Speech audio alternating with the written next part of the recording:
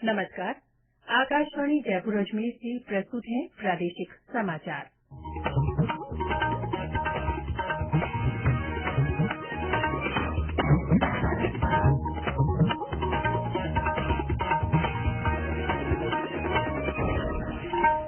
मुख्य समाचार।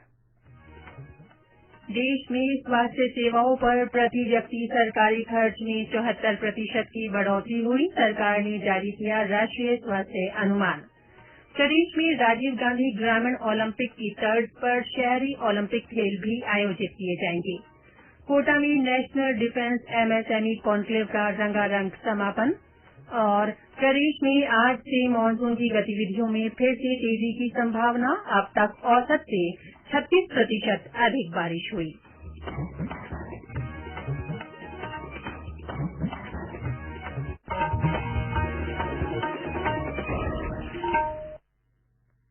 समाचारों के साथ मैं रितिका गुप्ता। और अब समाचार विस्तार से।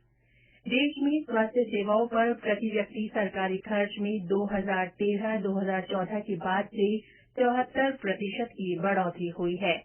कुल स्वास्थ्य व्यय में सरकार की हिस्सेदारी वर्ष 2018-2019 में 40.6% रही, जबकि पूर्ववर्ती सरकार के अंतिम वित्त वर्ष में ये 28.6% थी। स्वास्थ्य और परिवार कल्याण मंत्रालय ने इस संबंध में कल राष्ट्रीय स्वास्थ्य अनुमान जारी किया। केंद्रीय स्वास्थ्य सचिव राजेश भूषण ने कहा कि सरकार प्राथमिक स्वास्थ्य देखभाल पर भी निरंतर ध्यान दे रही है। उन्होंने कहा कि सरकार देश में प्राथमिक स्वास्थ्य देखभाल को प्राथमिकता दे रही है। केंद्रीय गृह मंत्री अमित शाह ने कहा है कि 2024 के चुनाव से पहले देश में 2 लाख और डेयरियां स्थापित की जाएंगी। ग्रेटर नोएडा में विश्व डेयरी सम्मेलन को संबोधित करते हुए श्री शाह ने कहा कि वर्तमान में देश में लगभग 2 लाख ग्रामीण डेयरियां कार्यरत हैं। उन्होंने कहा कि 1 करोड़ 80 लाख किसान सहकारिता क्षेत्र के माध्यम से डेयरियों से जुड़े हुए हैं। गृह मंत्री ने कहा कि डेयरी क्षेत्र में सहकारी संस्थाएं महिलाओं को सशक्त बनाती हैं और विभिन्न स्तरों पर ग्रामीण विकास में मदद करती हैं। उन्होंने कहा कि लाखों छोटे और सीमांत किसानों के योगदान से भारत दुनिया का सबसे बड़ा दूध उत्पादक देश बनकर उभरा है। इंटरनेशनल डेयरी फेडरेशन के डेयरी शिखर सम्मेलन का आयोजन भारत में हो रहा है। 74 में दूध उत्पादन में विश्व में भारत कहाँ खड़ा था और 2022 में हम आत्मनिर्भर होकर निर्यातक होकर दुनिया के सामने खड़े। तो 74 से 22 का एक कालखंड हमारे करोड़ों पशुपालक भाइयों और विशेषकर बहनों और किसानों की प्रचंड पुरुषार्थ के कारण आज देश इस क्षेत्र के अंदर न केवल आत्मनिर्भर हुआ है, हम एक्सपोर्ट भी कर पा रहे हैं। इस प्रकार की स्थिति हमने निर्मित की है। खाद्य और सार्वजनिक वितरण विभाग ने आधिकारिक बैठकों और कैंटीन में मोटे अनाज उत्पादों का उपयोग करने के निर्देश दिए हैं। विटामिन, खनिज और फाइबर सहित पोषक तत्वों से भरपूर होने के कारण मोटे अनाज कुपोषण और सूक्ष्म पोषक तत्वों की कमी को दूर करने के लिए उत्कृष्ट है। गौरतलब है कि वर्ष 2023 को अंतर्राष्ट्रीय मोटा अनाज वर्ष के रूप में मनाया जाएगा। मंत्रालय ने कहा है कि विभाग के सभी कार्यालयों को उनके स्वास्थ्य लाभ को देखते हुए अपनी कैंटीन और बैठकों में मोटे अनाज से बने खाद्य पदार्थ रखने और उन्हें बढ़ावा देने के निर्देश दिए गए हैं। प्रदेश में राजीव गांधी ग्रामीण ओलंपिक की तर्ज पर शहरी ओलंपिक खेल भी आयोजित किए जाएंगे। मुख्यमंत्री अशोक गहलोत ने इन खेलों के ब्लॉक स्तरीय मुकाबलों के उद्घाटन समारोह में कल ये बात कही। उन्होंने कहा कि राज्य में नई खेल संस्कृति विकसित करने और ग्रामीण खेल प्रतिभाओं को प्रोत्साहन देने की सोच के साथ ये खेल शुरू किए गए हैं। इस बीच मुख्यमंत्री आज नागौर के नावा में राजीव गांधी ग्रामीण ओलंपिक खेलों के ब्लॉक स्तरीय आयोजन में शिरकत करेंगे। इस दौरान वे क्षेत्र में विभिन्न विकास कार्यों का शिलान्यास करेंगे। मुख्यमंत्री दोपहर में जयपुर के दूदू में भी इन खेलों का अवलोकन करेंगे। उनका स्थानीय जनप्रतिनिधियों से मिलने का भी कार्यक्रम है।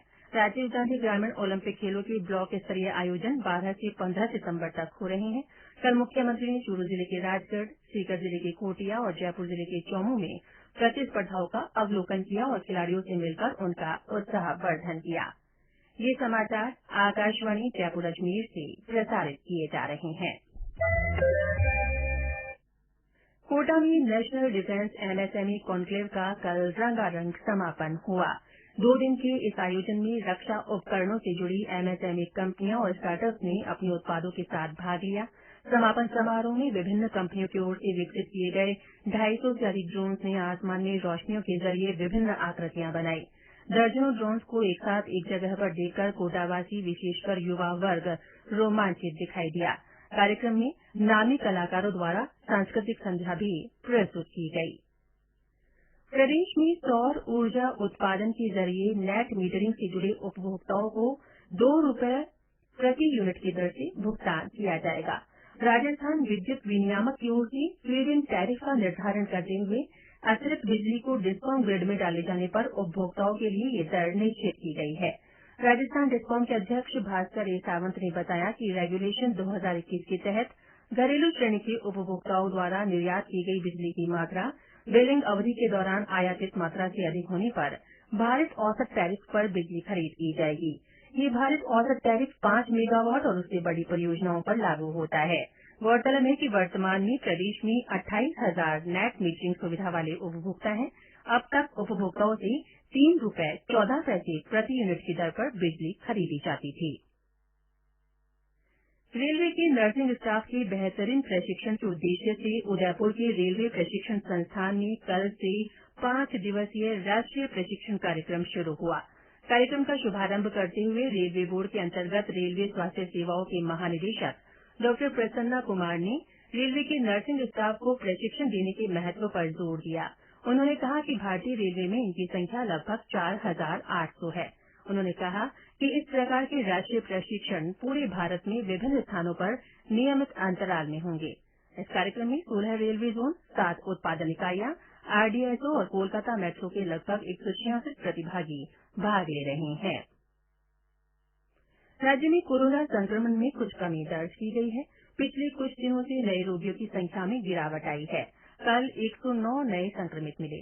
50 मरीजों के संक्रमण मुक्त होने के बाद सक्रिय मामले 1,252 हो गए हैं। कल जयपुर में 32, दौसा में 18, प्रतापगढ़ में 10 नए मरीज मिले। इसके अलावा चित्तौड़गढ़ में 7, अजमेर और सिरोही में 5-5, बीकानेर और डूंगरपुर में 4-4, जोधपुर, राजसमंद और सिरोही में 3-3, भरतपुर, भीलवाड़ा, श्रीगंगानगर, उदयपुर, झुंझुनू और करौली में 2-2 और बूंदी तथा नागौर में 1-1 व्यक्ति में संक्रमण की पुष्टि हुई। देश में कोरोना के खिलाफ जंग में अब तक 215 करोड़ 44 लाख कोविड वैक्सीन दी जा चुकी है। कल 16 लाख से अधिक वैक्सीन दी गई। केंद्रीय स्वास्थ्य मंत्रालय ने बताया कि 102 करोड़ 38 लाख से अधिक लोगों को वैक्सीन की पहली डोज और 94 करोड़ 55 लाख से अधिक को दूसरी डोज दी जा चुकी है। बाड़मेर जिले के गुढ़ामलानी में बनने वाले ट्रॉमा सेंटर का कल वन और पर्यावरण मंत्री हेमाराम चौधरी ने शिलान्यास किया। 3 करोड़ की लागत से बनने वाले इस ट्रॉमा सेंटर में आधुनिक चिकित्सा सुविधाएं मिलेंगी। इससे सरहदी क्षेत्र के लोगों को इलाज के लिए जिला मुख्यालय के चक्कर नहीं काटने पड़ेंगे। प्रदेश में आज से मानसून की गतिविधियों में फिर से तेजी आने की संभावना है। मौसम केंद्र जयपुर के निदेशक राधेश्याम शर्मा ने बताया कि अधिकांश जिलों में 15 सितंबर तक बरसात होगी। विशेष रूप से दक्षिण राजस्थान के अधिकतर क्षेत्रों में हल्की से मध्यम बारिश की संभावना है। 13, 14 और 15 सितंबर को पूर्वी राजस्थान के ज्यादातर भाग, इस दौरान लगभग सभी संभागों के जिलों में मध्यम दर्जे की बारिश होगी और कहीं कहीं भारी बारिश होने की संभावना है। विशेष रूप से साउथ राजस्थान के भागों में अधिकतर स्थानों पर light to moderate rain with thunderstorm और लाइटनिंग एक्टिविटी होने की संभावना है। इस बीच प्रदेश में 1 जून से 8 सितंबर तक 546.3 मिलीमीटर बारिश हुई है, जो औसत से 36% अधिक है। इस मानसून में पश्चिमी हिस्सों में औसत से 65% ज्यादा बारिश दर्ज की जा चुकी है। और अंत में मुख्य समाचार एक बार फिर। देश में स्वास्थ्य सेवाओं पर प्रति व्यक्ति सरकारी खर्च में 74% की बढ़ोतरी दर्ज की गई है। सरकार ने राष्ट्रीय स्वास्थ्य अनुमान जारी किया है। प्रदेश में राजीव गांधी ग्रामीण ओलंपिक की तर्ज पर शहरी ओलंपिक खेल भी आयोजित किए जाएंगे। कोटा में नेशनल डिफेंस एमएसएमई कॉन्क्लेव का रंगारंग समापन हो गया है। और प्रदेश में आज से मानसून की गतिविधियों में फिर से तेजी की संभावना है। राज्य में अब तक औसत से 36% अधिक बारिश हुई है। इसी के साथ प्रादेशिक समाचार बुलेटिन समाप्त हुआ। नमस्कार।